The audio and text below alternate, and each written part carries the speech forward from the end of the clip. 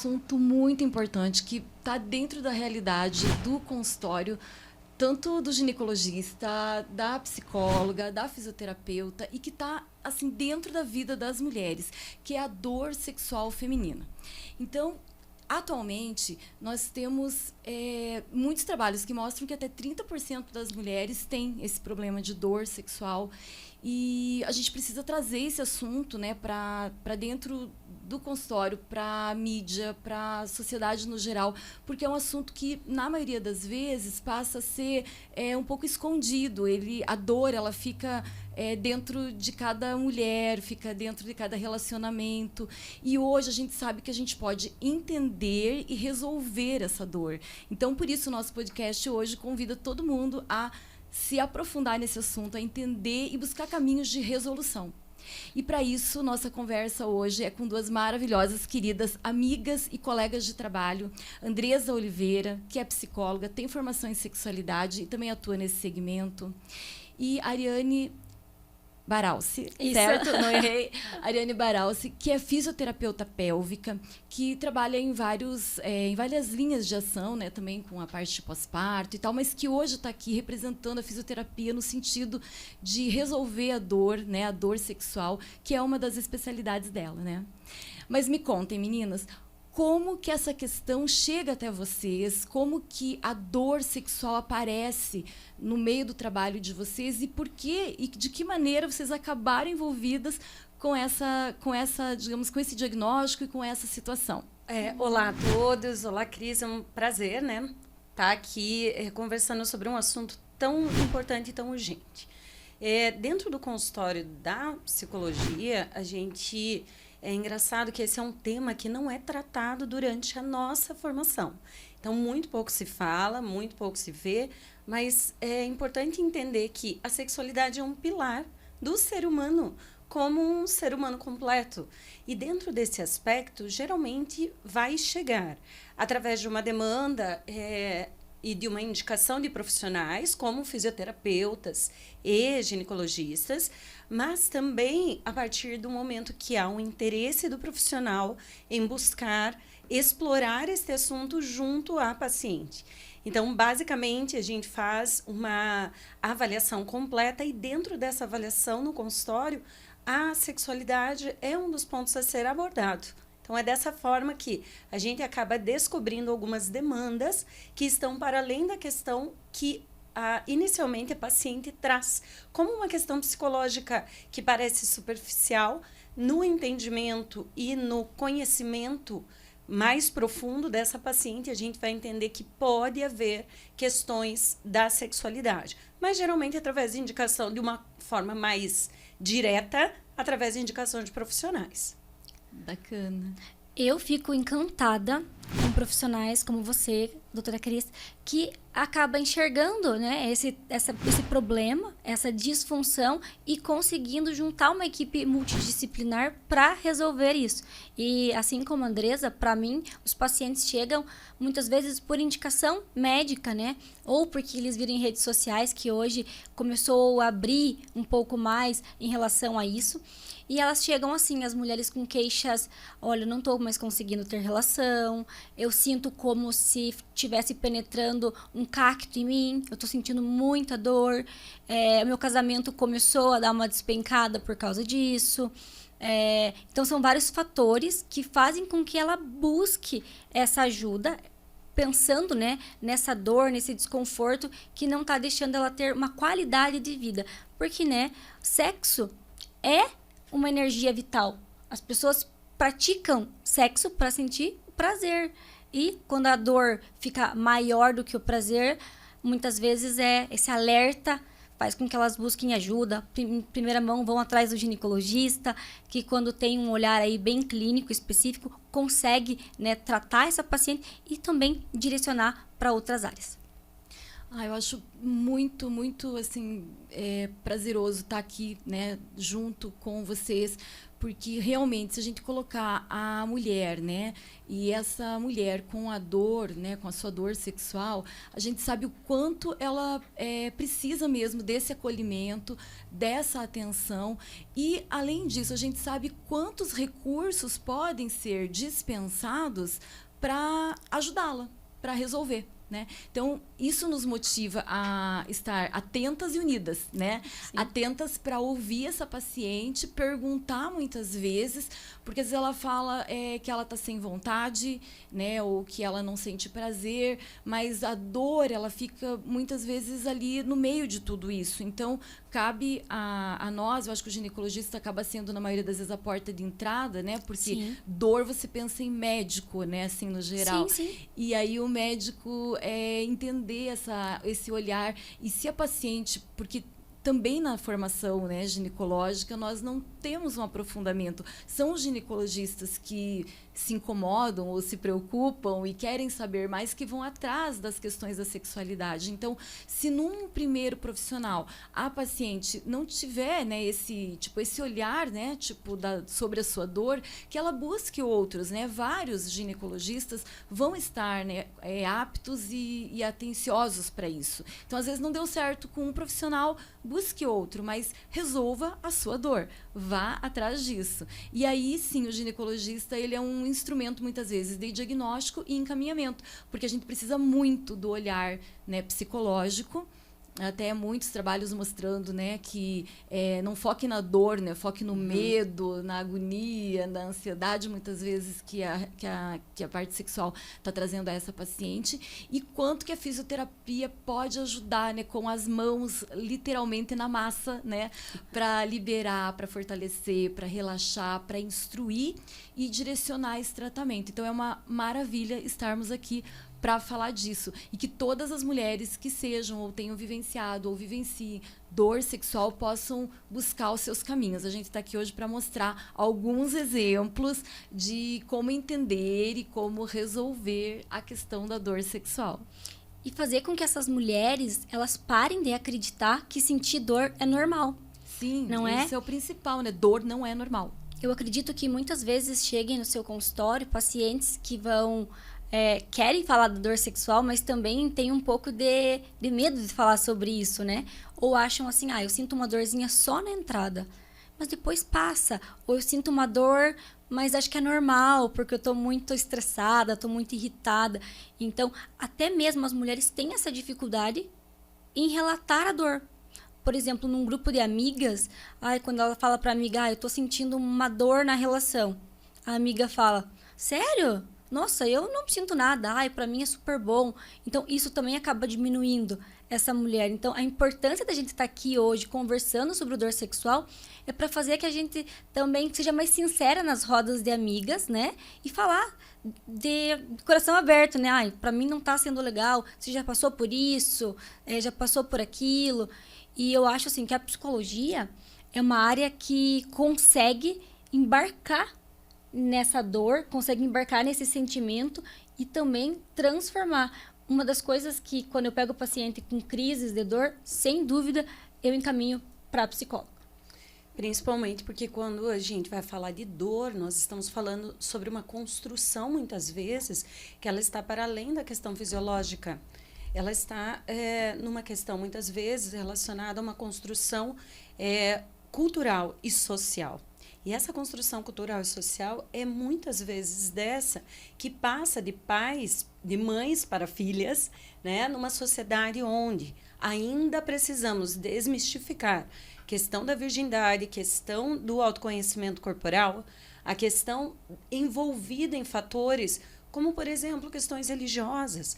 Então, todas essas questões e essas falas acabam vindo numa normalização que não é normal, de dizer que sentir dor é normal. Ou então que uma primeira relação sempre vai ter uma relação ali muito direta com a dor.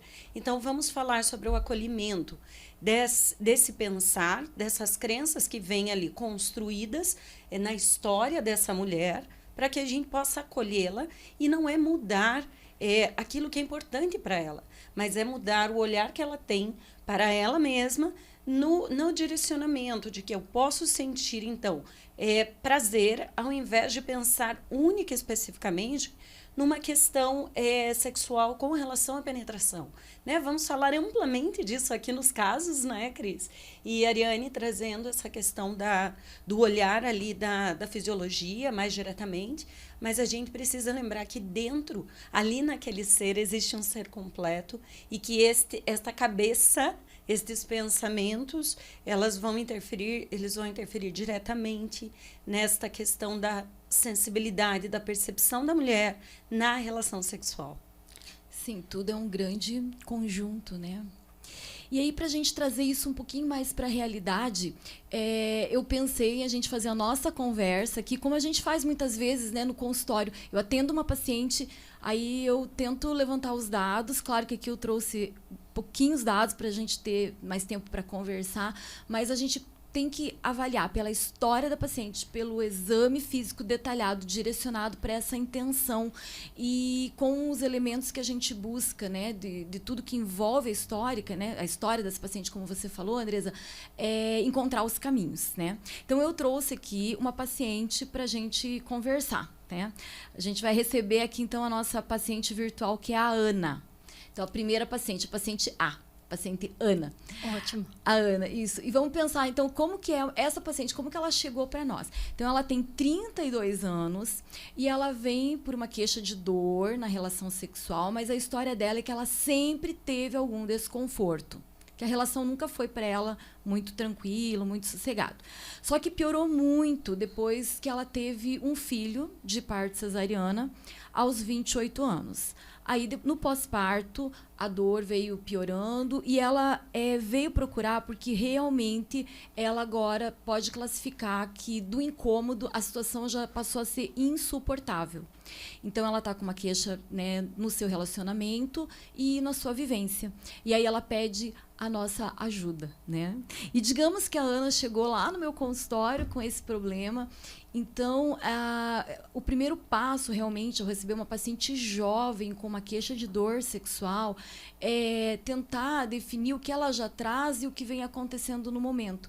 Então, aqui, no caso dessa paciente, ela já traz um histórico de algum desconforto. E aí faz a gente pensar o quanto que essa mulher, de fato, tem na história dela assim, um conhecimento, uma autonomia, o quanto que ela entende, né, que a sua sexualidade possa ser vivida de uma maneira confortável, o quanto que ela esperava, né, isso, né, uma naturalidade em se tocar e ser tocada, um conforto, o quanto ela tinha isso, ou se havia já uma prévia situação de distanciamento entre ela e a sua sexualidade, né? E segundo, quando ela fala do pós-parto, como ginecologista e obstetra, né, eu penso totalmente na dor sexual pós-parto, que independente de ser parto normal ou cesariana, traz uma carga muito grande de fatores hormonais que interferem, os hormônios interferem na mucosa vaginal e faz uma atrofia, ou seja, a mucosa da parede vaginal fica sensível e aí isso pode também ser um fator que transforma o desconfortável no insuportável e essa paciente nos busca. Então, como ginecologista, eu olharia esses dois lados. Eu acho que ia precisar de todo mundo. Eu ia precisar da psicóloga para resgatar essa sexualidade e da fisioterapeuta para ajudar muito nessa hora e trazer, assim, digamos, um trabalho focado em reabilitar esse genital, né? Me ajudem. Vamos lá, então, né? Então, eu como fisioterapeuta pegaria uma paciente assim e, primeiro de tudo, a gente tem que avaliar como está essa região íntima dela, né? Como que foi a gestação em si, porque quando a gente pensa em parto, em pós-parto, mas foi parto vaginal. Existe essa crença que o que faz dor na região íntima é o parto vaginal. Mas não é o parto vaginal, mas sim a gestação em si. O útero aumenta mais de 200 vezes, né? Então vai sofrer uma carga, uma pressão muito maior do que se ela não tivesse gestante. Então, isso já faz com que os nossos ligamentos, que sustentam o assoalho pélvico, fiquem mais frouxos. Então, ele vai ter que compensar de alguma forma, ele vai fazer uma tensão maior, então esses músculos vão ter uma tensão maior. Se eles têm uma tensão maior, vai gerar uma dor. É só a gente pensar assim, por exemplo, quando a gente tem um torcicolo, você já teve um torcicolo, Cris? Sim. É terrível ter um torcicolo, e é músculo, não é? Agora, o canal vaginal também é músculo. É a mesma coisa que fosse um torcicolo na região íntima. Aí você tá com um torcicolo, você consegue ficar fazendo exercício? Não consegue, dói, né? Você quer relaxar. No caso do assoalho pélvico é da mesma forma. Então, até tem uma vulva aqui legal pra gente explicar, que a gente precisa relaxar, soltar essa musculatura, relaxar e observar como que tá a lubrificação, né? Como que tá a textura do músculo, tem pontos de tensão, não tem? O intestino já voltou a funcionar? Não voltou? Como que tá as questões do sono também, porque se ela é pós-parto, tá tendo lá aquele período difícil do pós-parto, que o sono tá reduzido, o estresse tá aumentado, tem a questão da amamentação também, os hormônios da amamentação, que fazem com que rebaixe um pouquinho também esse desejo sexual, essa excitação, mas também a gente precisa olhar em relação aos fatores psicológicos dessa paciente, que com certeza a Andressa vai falar mais ainda, porque elas ficam bastante debilitadas no pós-parto, e isso também diminui o desejo sexual. Desejo diminuído, lubrificação diminuída, né? A insegurança, uma criança nova, e aí também aumenta a tensão nesses músculos. Então, eu acho que olhar a mulher como um todo, né, no caso, né, o atendimento médico, fazendo toda a reposição local, Sim. laser, enfim, medidas para melhorar a mucosa, melhorar, né, o canal vaginal, e aí junto toda a parte da musculatura, Com né, certeza. sendo reabilitada, e falar da emoção dessa mulher, né, Andresa? Sim, é importante que você destacou, né? Eu gostaria até de dar um recado aqui para todas as Anas que estarão nos assistindo e nos ouvindo, né? Que ela se sinta acolhida nesse momento e entender que o principal contexto é que essa dor, ela de alguma forma já estava presente na vida dessa mulher. Então, nós vamos ter que entender, olhar para como foi o início desta sexualidade, porque aí a gente vai falar de algo muito importante que cabe a nós como profissionais quando a gente pensa na abordagem multiprofissional, é entender o quanto ela teve espaço para uma sexualidade positiva, o quanto essas primeiras experiências foram positivas ou entendidas como uma normalidade de sentir novamente algum nível de dor. Geralmente, esta mulher ela está com as emoções relacionadas a um medo, né? Você tem uma tensão aumentada, aquilo que a gente chama de antecipação já em relação àquele momento. Por quê? Porque nós vamos ter o contexto e o momento que aquela mulher está vivendo. Uma mulher pós-parto que está com o bebê, um novo momento da vida, onde tem que adequar muitas coisas e onde a gente sabe que psicologicamente, não só psicologicamente, mas falando psicologicamente, existe toda uma demanda atencional relacionada ao bebê. Então, esta mulher ela está voltada para aquele ser e muito menos voltada para si mesma, até por uma questão de sobrevivência, de desenvolvimento desse novo ser. Então, essa função ela passa a ser desviada e ficando mais focada na questão do papel da mãe, né, dessa amamentação, desse momento em que ela passa praticamente 24 horas. É uma demanda de 24 horas. Né? Quando você Sim. fala do sono, quantas vezes ela acorda para amamentar durante a noite? Em que momento a gente para pensar que essa mulher está cuidando de si mesma e muitas vezes ela não tem uma rede de apoio que dê suporte para que ela consiga vivenciar essa maternidade de uma maneira menos rígida, com menos pressão, mais saudável, né? Mas é importante falar também que, nesse momento, pode haver aquilo que a gente chama de exacerbação daquelas crenças que já existiam previamente. Então, aquilo que era já existente pode ficar ainda mais acentuado e nós temos que entender o que é que essa mulher compreende em relação à sua vida sexual no momento desse, como da maternidade. Será que tem espaço para isso acontecer? Será que neste momento este corpo está e este pensamento está voltado para isso? Então nós temos que dar o direito para esse espaço acontecer, principalmente lembrar, muito próximo da parceria. A gente fala muito da questão da mulher na maternidade, mas a gente não pode esquecer da parceria. Como é que isso funciona, como que esse suporte acontece, como que eles... Será que há espaço para conversa? Será que há espaço para diálogo em relação a esse novo momento? Porque não é uma coisa simples, né? As coisas não serão como eram antes. E neste caso da Ana, acho que um momento super especial para que ela entenda que nem o que acontecia previamente, nem o que está acontecendo agora é uma coisa normal, mas que é possível da gente compreender o momento que ela está vivendo, acolher essas emoções. Veja bem, nós temos dados científicos, clínicos e publicações. As mulheres em relação que experimentam a dor vulvar, elas geralmente aumentam em 10 vezes o índice de transtorno de ansiedade e em 4 vezes um quadro de depressão. E essas, infelizmente, são muitas questões confundidas, que como se elas viessem antes. Na verdade, não necessariamente. Nós temos que entender o contexto dessa mulher. Então, se existe algo associado, nós vamos ter que trabalhar com as duas coisas. Não só o momento de vida dela, mas também em relação ao entendimento global, se há alguma questão ali psicológica, como uma comorbidade, para a gente auxiliá-la. Né? Então, assim, novo momento de vida, emoções novas acontecendo, mas pode acontecer novamente, como eu disse, o aumento de uma questão de culpa, de muitas vezes superproteção ali daquele bebê. Sim. E esquecer de si mesmo. Então, é hora da gente retomar dentro do momento de cada mulher, mas ajudar a Ana a entender a si mesma.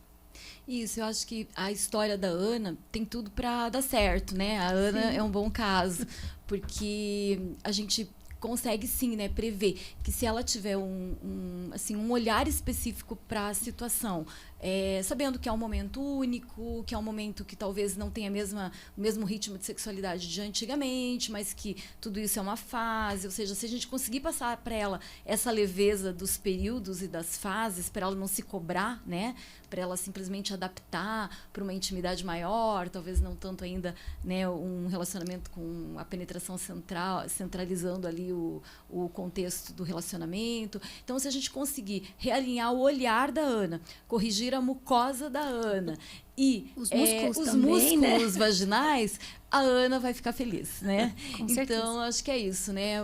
Mulheres com desconforto crônico, mulheres com a piora pós-parto, muitas Anas nas nossas vidas, né? Mas que as Anas se sintam acolhidas, que tenham esse entendimento, que possam ser resolvidas. Com certeza. E vamos chamar, então, mais uma paciente aqui para o nosso atendimento. E o caso 2 é a paciente B, a Bianca. E a Bianca é uma paciente de 23 anos, que já teve alguns namorados, mas que em toda tentativa de ter relação, ela sente uma impossibilidade. É uma mistura de desconforto e como se a vagina fosse fechada. A penetração não é possível. Ela já teve experiência ou tentativa de ter relação sexual com penetração com mais de 2 companheiros e não deu certo. Ela chega a sentir dor, mas tem dúvidas até que ponto é dor mesmo ou se é só um medo. Mas fato é que a penetração não ocorre. Então, é uma paciente jovem também, aqui também para a gente quebrar um pouco essa ideia que quem tem dor é só a mulher na menopausa, né? Que a mulher... isso que eu acho que é o problema, né? As mulheres jovens acham que na verdade, aquilo está acontecendo com ela, que é jovem, que tem tudo certo no corpo dela, deve ser algo que acontece mesmo, né? Sim. E aí já complica. Mas essa nossa paciente, ela traz uma história que quando o profissional escuta, ele já pensa numa circunstância, né, conhecida como vaginismo, que seria uma dificuldade, uma impossibilidade ou uma não condição de permitir uma penetração completa. Ou ela não acontece, ou ela acontece muito pouquinho, e aí a musculatura realmente, e essa mulher como um todo, se coloca numa postura de impossibilitar que a penetração se concretize totalmente. E muitas vezes ela já passa mal de ansiedade, de agonia, de coração disparar e tudo mais, só de pensar. Às vezes não precisa nem tentar, só dela pensar que pode ser, que vai acontecer, ela já tem uma reação prévia, né? Um precipitar, uma trava. E aí o que eu vejo, algumas pacientes que demoram para chegar no consultório com essa queixa. E aí elas acabaram, muitas delas, digitando sobre isso e lendo sobre isso no Google, né, ou na internet. E aí ela chega muitas vezes falando, eu acho que eu posso ter vaginismo, né? Então eu vejo que é um quadro que a paciente muitas vezes autodetecta, mas depois de um tempo grande. Então nós deveríamos sim, né, ter uma maior, digamos, exposição desse diagnóstico, dessa situação, para que as pacientes pudessem, de fato, ter um reconhecimento mais facilitado, né? Mas, para a paciente que nos chega com esse quadro, um exame físico ajuda muito, porque ele também nos permite ver como que essa paciente responde à minha tentativa de examiná-la, como que seus músculos se comportam. E é esse quadro do que ela conta e do que eu vejo, porque não tem um exame que me diz vaginismo, um exame que eu peço para ela, vai ali fazer esse exame, não tem. Mas é esse conjunto entre o que ela fala e o que eu vejo no exame que me permite diagnosticar. E o vaginismo é uma das doenças mais, digamos que mais alcança o sucesso de tratamento, no que a gente vê na literatura, desde que haja um engajamento, e eu acho muito importante, sim, a atuação multidisciplinar, porque a mulher vai ter que aprender a lidar com as suas emoções, a retomar o controle e o domínio e a autonomia da sua vagina, que em algum momento se perdeu, nem sempre é por uma violência, às vezes é só pelo jeito que ela se posiciona perante a situação, né? E a fisioterapia, que é tudo nessa hora, tudo. Eu acho que a fisioterapia vai ser sempre no vaginismo o ponto forte.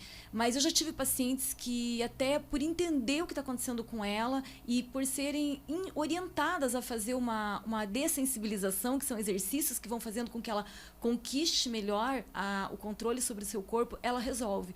Então, as pacientes podem, sim, até mesmo caminhar com um entendimento e um caminho que é dado a elas. Mas nada substitui se a gente puder ter o acompanhamento junto, né? Então, a minha paciente, Bianca, chegou, eu vi que é vaginismo e eu quero contar, sim, com o apoio, eu não quero só orientá-la, só explicar para ela como fazer, eu quero uma equipe ao meu lado, então, conto novamente com vocês, meninas, me ajudem com a Bianca. Então, a Bianca, né, ela já sofre antes de ter a relação. Então, quando ela pensa que ela vai sair com alguém, ela já tá na defensiva. Ela já pensa, opa, vou sair, vai ser legal, mas não vai rolar, porque eu vou sentir a dor. Então, ela já vai entrar naquele ciclo da dor.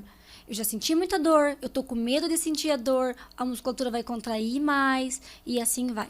Não é que ela não tenha desejo sexual, ela tem o desejo, ela tem a vontade sexual, mas a dor se sobressai.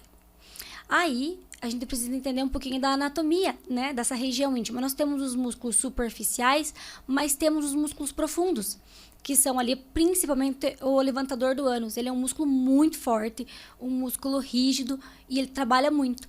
Então, esse músculo, se ele tiver tenso o suficiente, ele não permite mesmo uma penetração.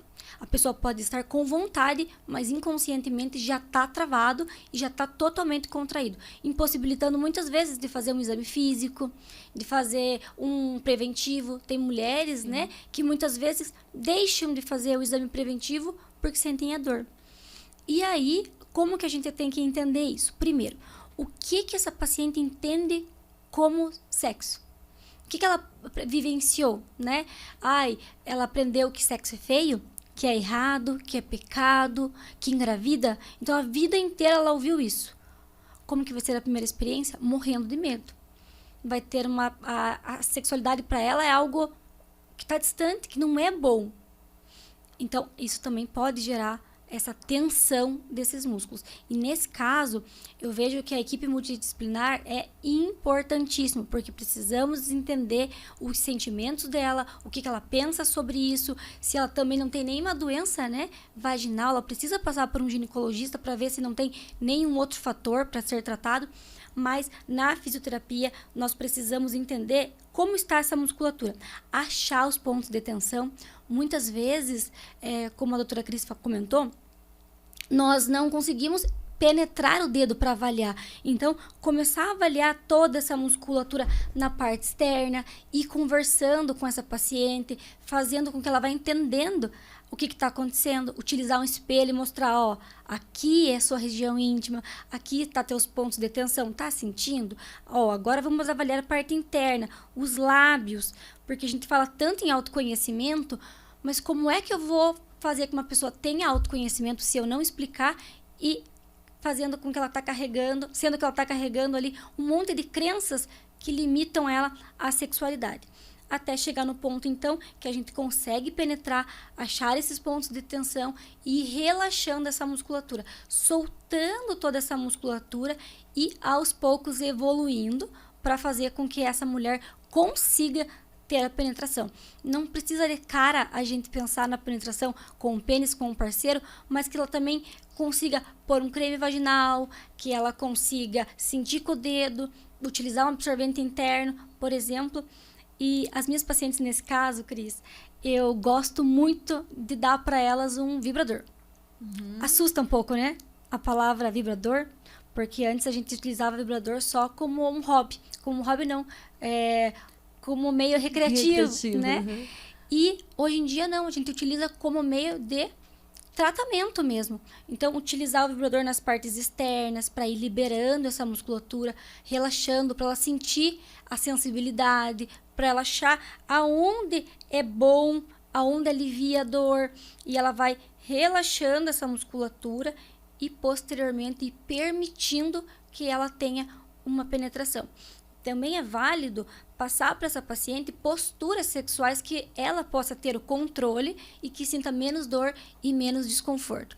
Hoje em dia, a dor sexual profunda, né, que a gente fala vaginismo, consegue se resolver em muitos casos em pouquíssimas sessões. Quando a gente consegue ter essa troca, quando a gente acolhe a paciente e ela se sente confortável e confiante de desabafar, de contar o que ela acredita, o que ela pensa, quais são esses reais sintomas, quais são os sentimentos antes de ter uma relação. Então, tudo isso a gente consegue tratar na fisioterapia pélvica. Eu acho muito, muito interessante essa história da questão do vibrador estar inserido hoje nos tratamentos, né? Porque hoje o ideal é que a gente consiga trabalhar com a paciente o vibrador no sentido também da vibração como terapia física, né? Como a gente usa a vibração numa massagem, como usa a vibração para outras finalidades, então olhar para o vibrador muito mais do que, né, tipo um elemento ali de digamos, um sex toy, né? Exatamente. Mas olhar para ele como um elemento terapêutico. E isso faz muita diferença, eu acho, no tratamento do vaginismo. Permite que a mulher tenha tanto o trabalho do relaxamento, do autoconhecimento e tudo mais. Muito, muito válido. É válido também falar que antes os vibradores, né, eles tinham sempre formatos de pênis, né? O que assustava um pouco. Né? A pessoa já tem medo de sexo, daí vai pegar um vibrador que parece um pênis, já dá um pouco de medo aí. E hoje a indústria cresceu tanto, que tem vibradores que parecem realmente massageadores mesmo. Tem muitos tipos, né? E a gente, quando tem um torcicolo, volta a falar do torcicolo, é tão gostoso pegar um massageador e ir liberando e relaxando. A mesma forma, os músculos do assoalho pélvico a gente pode utilizar em casa, acrescentando, né? Trazendo o vibrador como um tratamento aí terapêutico. E o principal, eu acho, assim, o tão importante quanto, né, é fazer esse trabalho também do relaxamento cerebral, né, Andresa? Emocional, cerebral. Porque a gente sabe que o cérebro é o principal órgão sexual, né? Se a gente pudesse, assim, trazendo uma hierarquia de importância. E aí, no vaginismo, tudo a ver, né, Andresa? A paciente, ela tem, assim, um quadro psicogênico na essência, né? Eu diria que a palavra principal em relação ao tratamento psicológico ou multiprofissional do vaginismo seria permissão. Permissão por quê? Porque a gente não pode descartar as questões prévias que podem ter trazido este quadro quando se fala de uma questão primária, ou seja, sempre né? Nunca houve nenhum momento em que essa mulher experimentou a penetração ou a tentativa não vem carregada de muita dor, muito desconforto, impossibilitando isso. Então, permissão. A gente usa até muitos protocolos em relação a isso, mas a gente vai falar, não podemos esquecer, histórias prévias, muitas vezes, de abuso, violência, a forma com que essa relação ela aconteceu ou acontece, ou muitas vezes as experiências que essa mulher passou. Novamente, a gente hoje fala de uma terapia cognitiva sexual. A gente fala de uma terapia cognitiva sexual porque a gente vê profissionais como ginecologistas, fisioterapeutas, falando sobre a importância e abordagem da questão psicológica. Nós não estamos olhando para uma questão mecânica. Nós não estamos olhando para um músculo e a penetração em si como um ato mecânico. Nós estamos falando em relação a algo que acontece primeiramente no cérebro, no pensamento, no desejo, na fantasia, mas eu preciso conhecer o corpo. Como é que eu vou saber como que o meu corpo vai responder se eu não sei como é que isso acontece, se eu não dou permissão para isso acontecer, se eu não entendo que existe um caminho central ali que pode estar impedindo este caminho de chegar ao prazer. E olha só, nós trabalhamos basicamente não pela via inicial de penetração, mas pela via de desmistificar o ato e o prazer, a satisfação sexual sendo única e exclusivamente pela penetração. Por que isso é importante? Porque já tive casos de pacientes onde foi muito difícil flexibilizar uma rigidez de que o sexo para ela era basicamente conseguir que o parceiro penetrasse a sua vagina. Então, isso fala muito sobre uma questão de uma mulher que não conhece seu próprio corpo, que não entende o seu direito ao prazer, à satisfação, e que é muito importante ela entender que essa exploração vai fazer dessa intimidade algo muito positivo. Então, a literatura hoje traz que a preocupação com autoimagem, vamos falar de autoimagem. Se a mulher ela não consegue olhar para o seu corpo como um corpo bonito, satisfatório, ou então olhando para muitas questões que a gente tem hoje na mídia em relação a questões de corpos ideais que estão sendo desconstruídos hoje, sim, nós não vamos conseguir flexibilizar, porque a mulher ela vai estar tão preocupada com performance, com o seu corpo, ou então com a satisfação da parceria, que ela vai esquecer de si mesma. Então, nós vamos ter que ensiná-la a que ela aprenda a olhar a penetração como algo, uma consequência positiva, uma consequência prazerosa. E aí, Cris, quando você traz essa questão do relaxamento, veja só, nós trabalhamos muito com a terapia cognitiva comportamental, a TCC é a base, onde a gente entende que pensamento gera sentimento, ou sentimento e emoção gera pensamento, ambos, e que isso vai gerar um comportamento. Ou seja, esse comportamento ele vai se traduzir também como um comportamento físico. E no caso do vaginismo muscular. Né? É interessantíssimo Sim. a gente pensar. Só que a gente vai além. Porque agora nós estamos pensando em terapias onde o foco principal é mindfulness. O que é mindfulness? É a capacidade de entender que eu preciso saber o que está acontecendo comigo, o que eu estou sentindo, e a partir daí que eu vou dar permissão para que isso aconteça. Mindfulness não é meditação, aquela coisa que eu vou para outro espaço, não, de preferência que ela venha para aquele momento, para que ela consiga entender o que está acontecendo com o seu corpo e, a partir daí, aprender assertividade sexual, diálogo com a parceria, direcionamento dos seus desejos e, principalmente, limites. Porque se há um medo relacionado a uma questão de invasão a esse corpo, dificilmente você vai conseguir. Né? Então, por isso, o nosso trabalho conjunto. Para que essa mulher entenda que está para além de uma culpa, de uma vitimização, mas muito pelo contrário, de um protagonismo da mulher, para entender que muitas mulheres passam por isso. Aí está o ponto. Veja bem, o tratamento ele demora muitas vezes a chegar por esse entendimento, muitas vezes, de que isso está acontecendo só comigo. Então, quer dizer, eu não sou normal. Porque se todas as mulheres conseguem ter relação sexual, porque só eu não consigo. E quando elas se veem num processo onde isso acontece com muitas mulheres, elas se dão a oportunidade de falar sobre isso e se permitir. Novamente, permissão.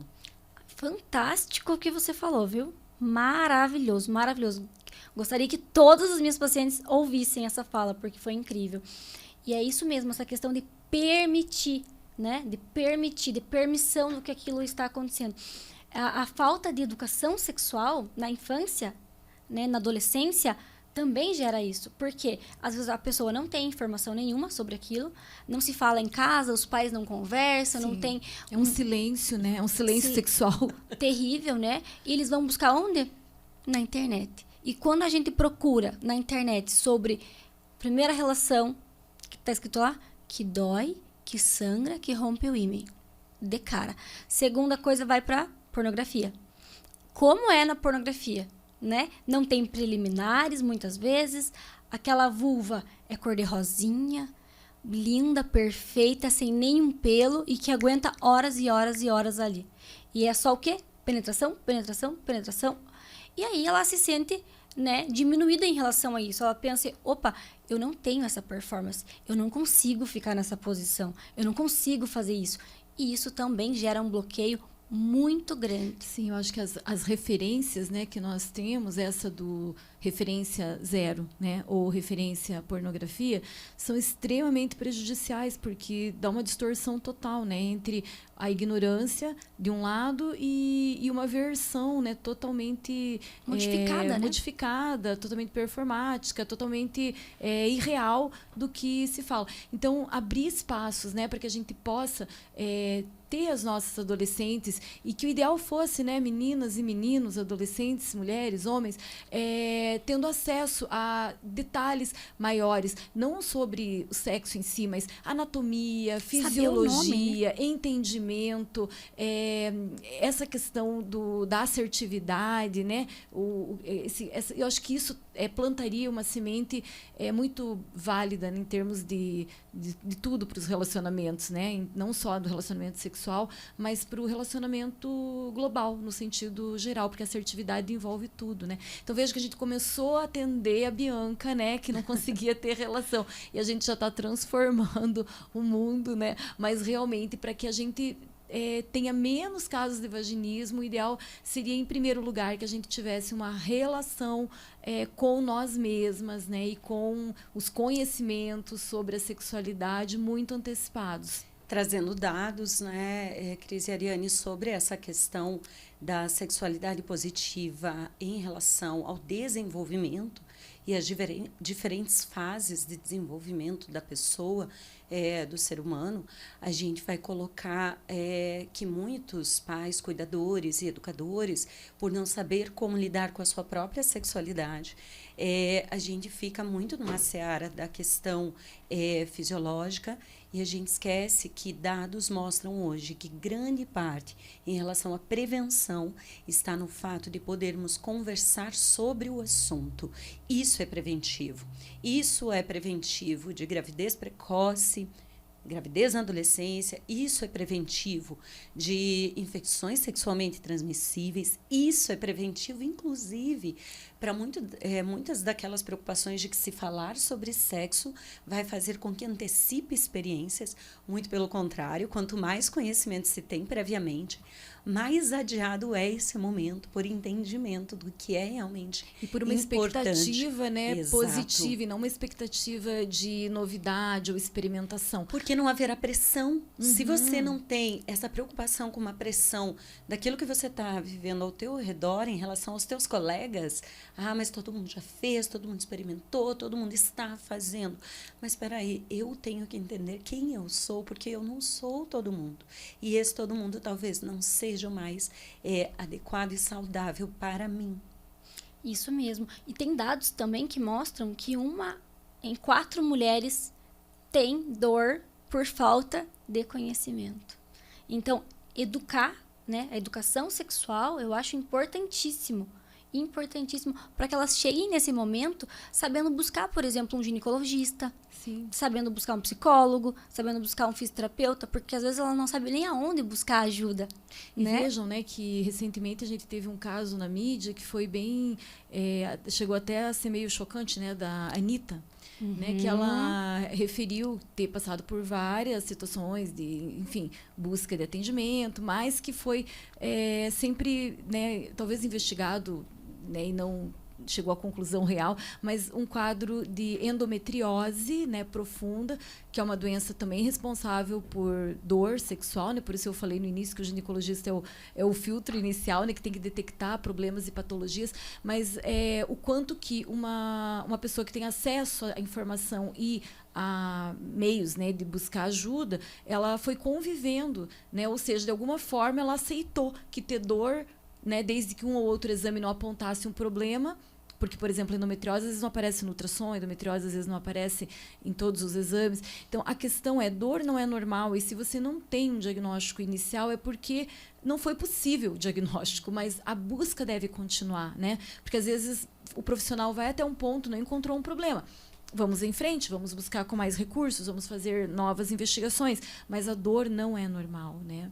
Então, eu acho que aqui, né, no nosso caso da Bianca, que era um caso típico de vaginismo, mas ele traz sempre um conjunto de elementos, né? E nos faz ir longe, né? Nos faz ir ao atendimento que as mulheres recebem com a sua dor, a quanto há um comprometimento, um aprofundamento em todos os casos, nos leva a pensar na forma como nós nascemos, crescemos e, né, vivemos até chegar nesse ponto que a nossa sexualidade é colocada à prova e às vezes a coisa dá errada, né? Então o vaginismo, no caso aqui da Bianca, eu tenho certeza que ela vai ficar bem, porque ela vai ser muito bem assessorada aqui na sua busca por ela mesma e por esse conseguir ver na relação e também na penetração, fazendo parte do contexto, algo que seja para ela sinônimo de prazer e não de dor. Acredito que nós juntas vamos fazer com que a Bianca ressignifique o que é o sexo, o que é a relação sexual, né? Não apenas a penetração, mas que ela ressignifique, sinta que isso vai deixar de ser doloroso para se tornar prazeroso. Isso mesmo. E agora vamos receber mais uma paciente aqui no nosso consultório. No nosso consultório virtual. Nosso consultório virtual. E essa paciente agora é o caso C, é a Cíntia. Vamos lá. A Cíntia tem 51 anos, ela vem tendo recentemente sintomas de ondas de calor, percebeu ressecamento vaginal, alterações do sono, humor, memória e vem apresentando dor na relação, um desconforto urinário também mais frequente e nota que esse desconforto urinário também piora após relação. Então, a Cíntia, ela já chegou meio imaginando que o caso dela está ligado à menopausa, ela já vem um pouco, né, assim, nesse sentido, esperando por isso, mas ela está um pouco confusa em relação até que ponto a gente de fato vai poder, né, ajudá-la. E aí eu diria que a menopausa e as mulheres, né, a partir desse momento novo, climatério, que é a fase que antecede a menopausa, antes da menstruação de fato se encerrar, mas desde o climatério e depois na menopausa, que é quando realmente a menstruação já ficou um ano sem vir, essa mulher, ela tem muitas coisas que são colocadas na bagagem de vida dela por conta, é como se ela passasse num pedágio e aí, né, tipo, ali carregassem a sacolinha dela com um monte de coisa que tem a ver com essa passagem por esse período. Mas que é importante que a gente já vá preparando essa mochila para colocar essas coisas, né, e que a gente possa seguir o caminho bem, seguir o caminho fortes e saudáveis e levando a sexualidade também junto com a gente, não abandonando ela no pedágio ali onde a menopausa estava, né, cobrando a sua passagem. Então, o que eu vejo que o ginecologista na mulher da menopausa tem um papel primordial, que é instituir uma reposição hormonal adequada para aquela paciente. Sim. Então, eu sou 100% a favor da reposição hormonal, né? Eu mesma já estou começando uma reposição hormonal, também já tô passando no pedágio, já estou pegando as minhas coisinhas aqui da menopausa, vou arrumar elas na sacola e vou Mas hoje já se entende bem, né, que, claro, tem pacientes que não podem fazer reposição, mas existem assim, elementos que nos possibilitam cuidar dessa paciente, tratar os seus sintomas, mesmo se não for uma reposição hormonal clássica. O fato é que é preciso tratar. Quem pode fazer uma reposição com os hormônios em si, né, que possa assim fazer ele se beneficiar disso. Quem não pode, vamos usar os remédios e medicações e, né, então todos os elementos que nos ajudam a restaurar as funções que a falta hormonal vai trazer. Mas, basicamente, a paciente na menopausa ela precisa de uma atenção para a sua mucosa, para a sua parede vaginal, para restituir a atrofia genital que a menopausa traz. E essa alteração da menopausa pode, inclusive, levar a queixas urinárias e, consequentemente, lógico, infecções urinárias mais frequentes, tanto que a gente chama de síndrome gênito-urinária da menopausa. E a dor, na relação à dor sexual feminina, se apresenta muito frequentemente na menopausa. E aí que a gente entra, né? Eu com a minha reposição, com o meu olhar, com o meu cuidado, com o meu laser. E vocês, com certeza, também ajudando essa mulher nessa nova fase a arrumar a sua bolsa aí da menopausa, né? O que você acha, Andresa? Mulher na menopausa, tipo, é uma loucura do bem? Como que é isso? Autorrelato aqui com vocês, mulheres, né? Porque estamos falando de nós. Eu estive em consulta recentemente com uma profissional e ela da área da psiquiatria e eu trouxe uma queixa relacionada a uma questão na qual eu acreditava ser uma questão psicológica. E foi muito interessante e muito agradável pensar que ela trouxe uma orientação saudável em relação a entender o momento de vida. Então, quando a gente olha para um momento de vida, você vai se situar melhor. Por que eu estou falando isso? Porque dentro dos nossos consultórios, nós vamos ter que trabalhar com ciclos e com momentos da mulher. Então, eu não posso trabalhar da mesma forma em relação às diferentes idades e fases. Então, aí eu estou falando sobre uma questão de ouvir que você já olhou para o momento em que você está iniciando a sua caminhada para perceber que isso é esperado, mas que não precisa ser aceito dessa forma. Então, vamos conversar com o seu ginecologista, vamos conversar quais são as alternativas para que não haja sofrimento. Por que eu estou falando isso? Porque a queixa mais comum hoje dentro dos consultórios são: eu estou na TPM. Eu não tenho desejo. Deve ser a época do mês. Continua sendo a mesma coisa que a gente ouvia quando a gente ouvia lá dos nossos colegas adolescentes. Então, nós continuamos culpabilizando uma questão de ciclo hormonal pelos nossos desconfortos e, o pior, justificando que isso é normal. Não estou dizendo que nós não devemos aprender sobre os momentos. Então, vamos lá. Menopausa. Qual a principal mudança? Você vai ter uma mudança muito grande em relação a objetivos de vida, direcionamento da sua energia, do seu olhar. Muitas vezes uma mulher que estava muito voltada para o cuidado da família, onde esses filhos, geralmente nessa fase, estão saindo de casa, casando. Tudo bem que agora está um pouquinho mais tardio, mas ela vai ter que lidar com esse novo momento, inclusive em relação à sua própria sexualidade. E qual é aquilo que nós temos de mito social e cultural? A partir desse momento, a mulher parou a sua atividade. Está na hora da aposentadoria. Será verdade isso? Porque o corpo dá sinais para que isso aconteça. Não, muito pelo contrário, nós precisamos ressignificar esse prazer a partir desta nova fase dessa mulher. Então, muitas vezes, a gente precisa trabalhar a aceitação.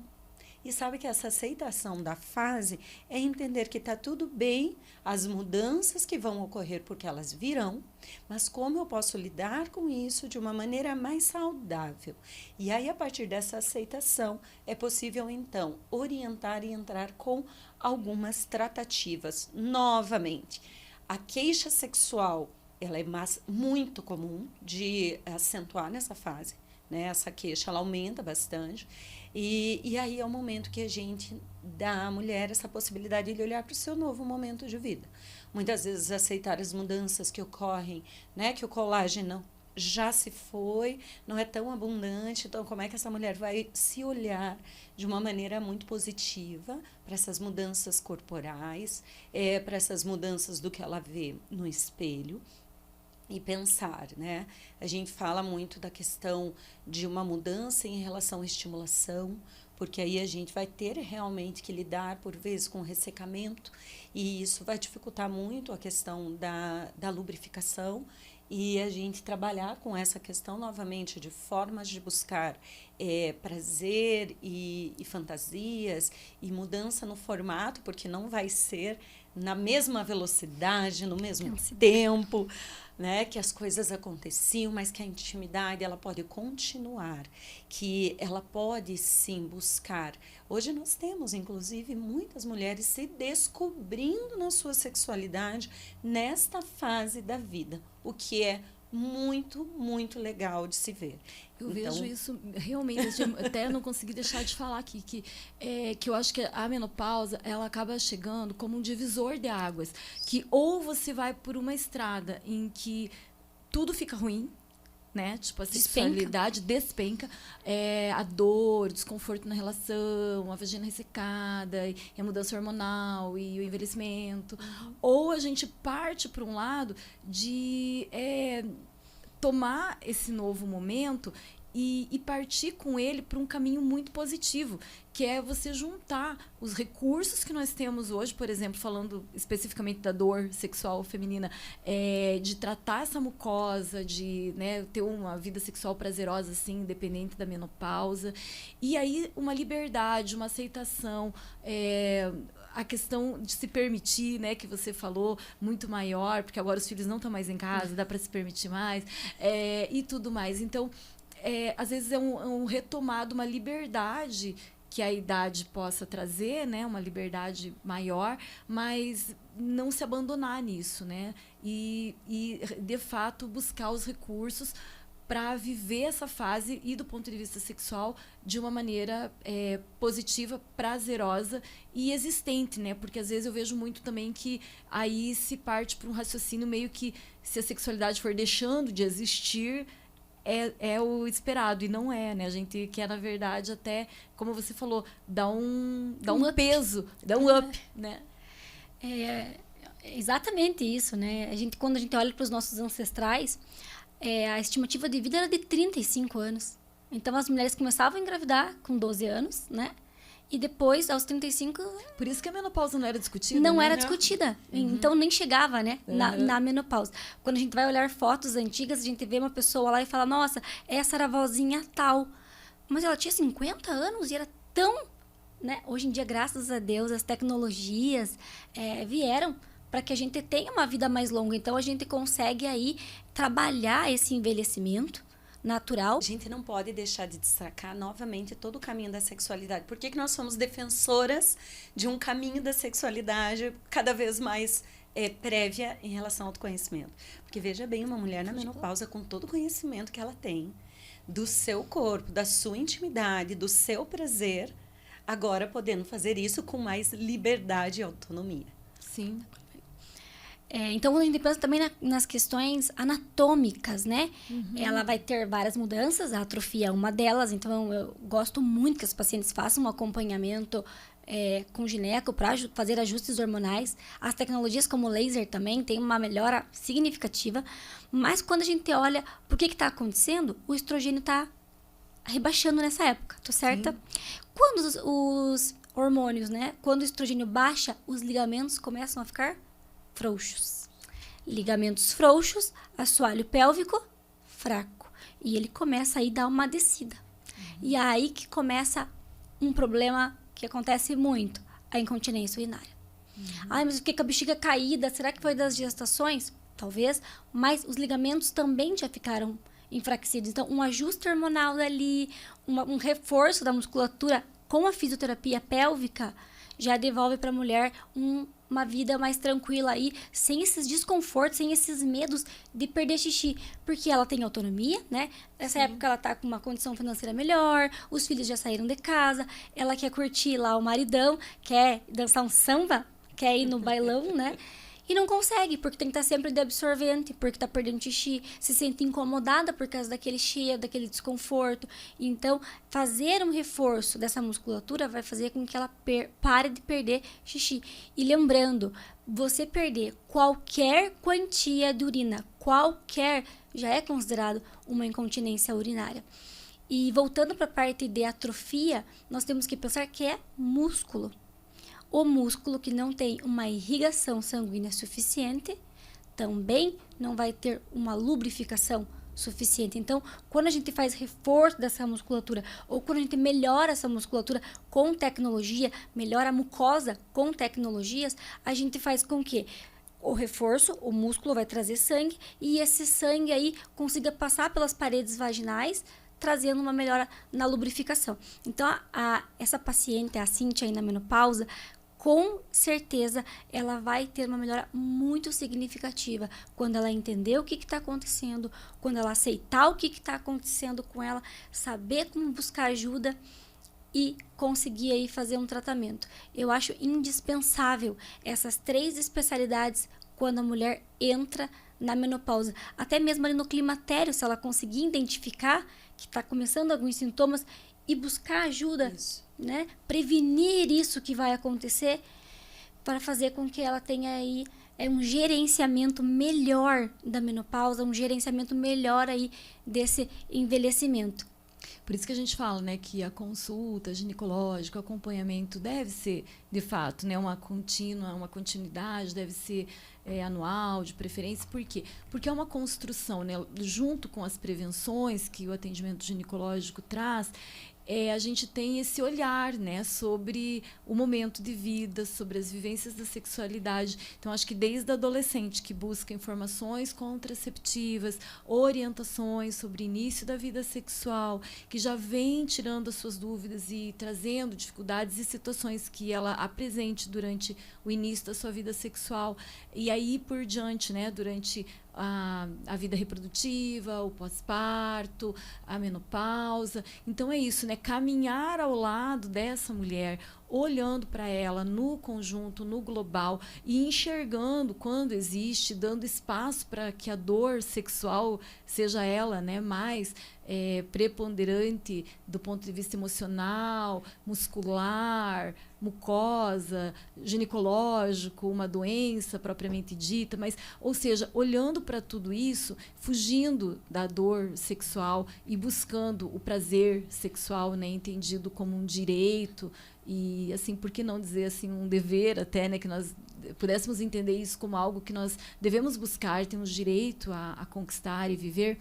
Então, eu penso que é isso, que é olhar a mulher como um todo, e para isso a gente precisa, de fato, estar juntas, né? Tantas Anas, né? Tantas Biancas, tantas Cíntias e outras mais, né? Existem situações até que não entraram aqui na nossa conversa porque não são tão ligadas como dor sexual, mas, por exemplo, a vulvodínia, né? Que é nada conhecida, e eu também até quero abrir um espacinho aqui para falar da vulvodínia, porque eu recebo pacientes que vêm com uma dor vulvar, daí é uma dor externa. Cadê a nossa vulva? Tá aqui, ó, para quem está assistindo, mas a vulva é a parte externa do genital, e a vulvodínia é um desconforto que acomete a vulva, e ele pode ser sem nenhum toque, é só a sensação de que tem um pinicar, um choquinho, um desconforto, um incômodo. É como se tivesse, né, na versão de alguns escritos e ditos até, é como se tivesse uma inervação meio desprotegida, como se os nervos estivessem desencapados, né, como dizem as pacientes. Então, a paciente pode ter dor quando tem um toque no local, né, uma dor, tipo, trazida por um contato, até mesmo, né, no contato sexual, mas também pode ter dor espontaneamente, né, ou pode ser em tudo, ou num ponto específico, mas uma dor vulvar persistente, mais de 3 meses, deve ser avaliada, né, porque tem essa vulvodínia, e a vulvodínia abre caminho para dor sexual, né? Porque aí sim, começa, já é, né? Uma dor já sexual. é uma dor sexual e abre caminho para dor, né? Consequentemente, até no contexto geral da relação. Então, começa às vezes com uma dor vulvar, que nem precisa estar na relação, mas depois traz, né, a situação para dor sexual. Então, também abrir espaço para que as pacientes saibam que dor não é normal, que tem N situações, que os elementos físicos, fisioterápicos, né? Físicos, fisioterápicos não, né? Assim, digamos, ginecológicos, fisioterapêuticos e psicológicos se interconectam e que todos podem, sim, ajudá-la, né? Então, nós podemos entender e resolver essas queixas sexuais.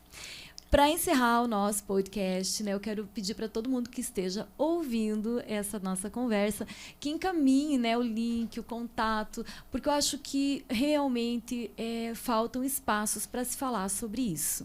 E aqui foi uma conversa muito, muito interessante, produtiva, prazerosa, porque é como se nós estivéssemos falando por diferentes pontos de vista de uma mesma situação. Então, é como encontrar apoio, né? Como se você precisasse de ajuda e aí você encontra com quem está ali para somar com você e para ajudar nossas Anas, Biancas e Cíntias a resolverem as suas questões. Quero agradecer muito, né, a parceria de vocês aqui nesse podcast e na vida, né, no dia a dia, no consultório. É uma alegria. Eu agradeço muito o convite, que foi um convite especial dentro de um centro cirúrgico, né, Cris? Sim, no meio de uma cesárea. Vamos gravar um podcast? Vamos. E adorei, porque você é uma pioneira aqui em Ponta Grossa. Eu vim agora pra cá, né? Eu comecei os atendimentos agora, faz 1 ano aqui em Ponta Grossa, mas eu ouço teu nome, assim, diariamente. Então, eu sei que você é uma pioneira na ginecologia e eu fico muito feliz e lisonjeada de estar aqui com você. E também de você ter me apresentado uma pessoa que eu acredito que será uma nova parceira minha, que eu encaminharei muitos pacientes, que é a Andresa, que tem um conhecimento aí vasto, direcionado à sexualidade e que juntas a gente pode, sim, fazer com que muitas Anas, Biancas, né, e Cíntias redescubram a sexualidade. E aproveitem aí essa fase da vida da melhor forma possível, sem dor e com muito prazer. Bom, fica aqui também o meu agradecimento à doutora Cristiane, que sempre me trouxe para esse caminho, é uma incentivadora, assim, diária, né? Você tá quietinha lá, ela vem com ideias, o que você acha disso? Vamos pensar nisso, e lá vamos nós. E apresentar a Ariane também, né? Um trabalho muito importante. Todas as literaturas hoje mostram, não há possibilidade de ajuda sem um trabalho multiprofissional. Então, o multiprofissional, porque nós vamos olhar o ser humano como um contexto. E essas mulheres com permissão para falar sobre isso com naturalidade, porque é isso que nós buscamos, acredito com certeza e concordo com você, Ariane, de que a Cris está fazendo esse caminho muito, muito especial e muito importante para todas as mulheres que nós convivemos, o nosso contexto e ampliando isso tudo. Então, nós temos voz de falar empoderadas e muito felizes em relação a esses temas que ainda estão na nossa sociedade como um tabu. Então, vamos, mulheres, ser livres dentro da nossa liberdade de conhecimento, de autoconhecimento e de podermos falar sobre esses assuntos sem medo, sem vergonha, sem culpa. É isso aí, então fica aí para todas as nossas queridas, né, mulheres, pacientes, ouvintes, que o podcast veio trazer esse entendimento com ideias, né, de como se pode, né, compreender e resolver a dor sexual e que possamos estar juntas nisso, gente. E até então um próximo encontro com um assunto tão importante quanto esse.